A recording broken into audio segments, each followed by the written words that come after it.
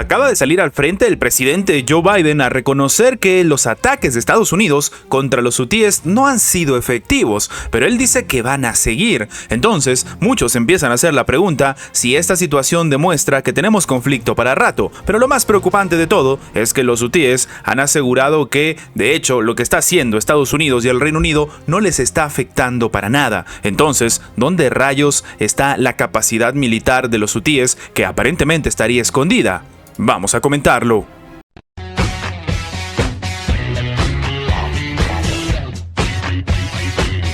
El presidente de Estados Unidos, Joe Biden, ha asegurado que el ejército de su país va a continuar bombardeando Yemen. Él mismo ha reconocido que, sin embargo, las hostilidades no están dando resultados en disuadir a los rebeldes de Ansarullah en su obstinación, de atacar a los buques que navegan rumbo y sobre el Mar Rojo. El mismo Joe Biden ha dicho que los bombardeos están deteniendo a los hutíes. No. ¿Van a continuar? Sí. Esta ha sido, de manera simplificada, las propias palabras del presidente Joe Biden, según el equipo de prensa de la Casa Blanca. Los hutíes, que controlan una parte del país localizado en el suroeste de la península arábiga, ha proclamado desde el 19 de noviembre que ellos iban a seguir atacando cualquier barco relacionado con Israel, como rechazo a los ataques que desde octubre ejecuta ese país contra la Franja de Gaza. Desde entonces, Estados Unidos presentó una coalición, pero que de momento no está dando resultados. De hecho, los hutíes siguen atacando embarcaciones estadounidenses. Ahora, hay que tomar en cuenta esto: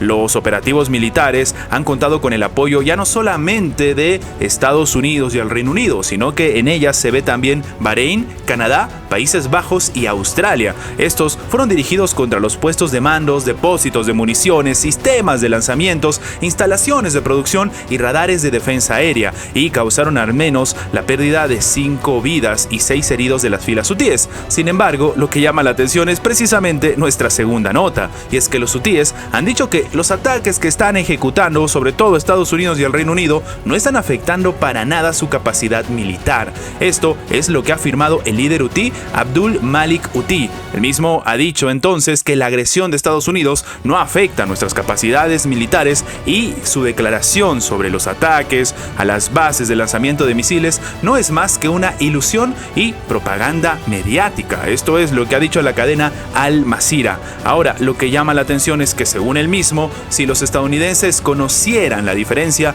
en el tipo de armas con las que fueron atacados sus buques antes y la víspera, se habrían asegurado de que la continuación de su agresión desarrollaría aún más las capacidades militares de los hutíes. Claro, evidentemente las declaraciones del líder hay que tomarlas también con pinzas, porque podrían ser una suerte de respuesta a lo que él mismo llama propaganda. Desde entonces, según dice, por ejemplo, el Mando Central de Estados Unidos, se ha registrado una treintena de ataques hutíes con drones, misiles antibuque y misiles de crucero contra barcos en el Mar Rojo y en el Golfo de Adén, rutas marítimas claves para el comercio internacional. Y esto sí es algo que es obvio y que se ha visto y que no hay nadie que lo pueda refutar. Y el propio Joe Biden lo ha reconocido. La situación que se está viviendo en el Mar Rojo, los ataques en Yemen, no han dado el resultado esperado, no están sirviendo para que retrocedan los hutíes, sino que por el contrario están avivando la llama. Y mientras esto sucede, hemos sido testigos en estos días de cómo, lastimosamente, otros países de Oriente Medio que se estaban empezando a llevar mejor han empezado a atacarse entre ellos. Algunos consideran que desestabilizar la región sería algo bastante beneficioso para algunos países, mientras otros consideran que en realidad este escenario es imposible que haya sido calculado y sencillamente se ha salido de las manos. Me gustaría saber su opinión abajo en los comentarios. La organización libanesa chiita pro-iraní Hezbollah ha rechazado las propuestas de Washington para enfriar los enfrentamientos con Israel, pero han dicho que, por si acaso, ellos siguen abiertos a la comunicación, sobre todo con los funcionarios libaneses y la diplomacia estadounidense, para, si se puede, evitar una guerra abierta, pero que sin embargo, esto es lo que está sucediendo. Esto han comunicado los propios funcionarios libaneses citados por la radio del ejército israelí. israelí. Dice que Hezbollah está dispuesto a escuchar. Esto al menos ha comentado un alto funcionario libanés familiarizado con la organización chiita y ha señalado que el grupo liderado por Hassan Nasrallah ha considerado poco realista las ideas presentadas por el veterano negociador estadounidense Amos Hochstein en una visita a Beirut la semana pasada, como por ejemplo alejar a sus combatientes de la frontera con Israel. La postura de Hezbollah, según dice el propio portavoz, consiste en disparar misiles contra Israel hasta que haya un alto al fuego total en Gaza.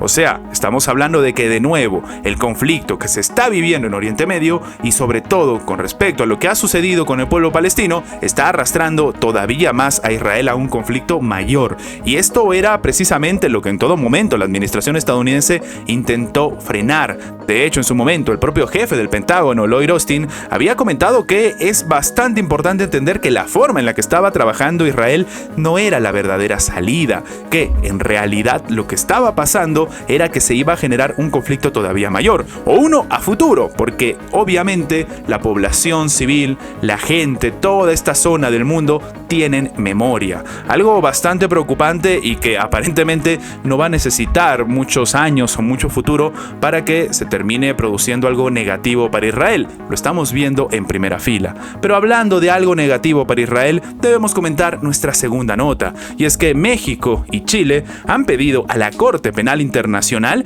investigar posibles crímenes de guerra en Gaza. Así como lo están escuchando, Santiago y la Ciudad de México han remitido al fiscal de la Corte Penal Internacional la situación de Palestina para la investigación de posibles crímenes contra civiles en dicho territorio. Esto ha sido informado por la Secretaría de Relaciones Exteriores del país azteca el día de hoy a través de un comunicado. En la nota de prensa, la Cancillería mexicana, encabezada por Alicia Bárcena, ha explicado que la remisión se fundamenta con los artículos 13 y 14 del Estatuto de la Corte Penal Internacional, que permite a un Estado parte remitir al fiscal una situación en que parezca haberse cometido uno o varios crímenes de la competencia de la Corte y que le pueda pedir que se investigue la situación para determinar si se ha acusado la comisión de tales crímenes a una o varias personas. Ahora, esto llama la atención porque previamente habíamos visto cómo, por ejemplo, salió al frente Venezuela, salió al frente incluso Colombia y estaban expresando su rechazo a lo que estaba sucediendo y apoyaban a Sudáfrica con las demandas que se estaban haciendo contra Israel. Pues ahora ha llegado el turno de América Latina de promover, como hemos dicho, una iniciativa penal. Lo que va a ser interesante también de ver es la respuesta de Israel, que previamente le había dicho a Sudáfrica que eran el brazo legal de Hamás. Ahora hay que ver cómo van a catalogar esta iniciativa tanto de México como de Chile, que desde esta parte del mundo rechazan lo que está haciendo precisamente en la Franja de Gaza. Antes de terminar, los invitamos a que se hagan miembros del canal para que, además de tener acceso a la pestaña de comunidad donde publicamos muy a nuestro estilo las diferentes situaciones que suceden en la geopolítica actual con diferentes artículos y, como siempre, sin seguir ninguna agenda como hacen algunos medios tradicionales, también van a tener acceso previo a poder ver los videos antes de su publicación en las horas normales, en una forma de agradecerles a todos los que hacen posible el mantenimiento de este proyecto. De nuevo, por solamente $1.99 tienen estas ventajas en forma de agradecimiento por apoyar a mantener este proyecto. Sin más que agregar, nos vemos en la próxima.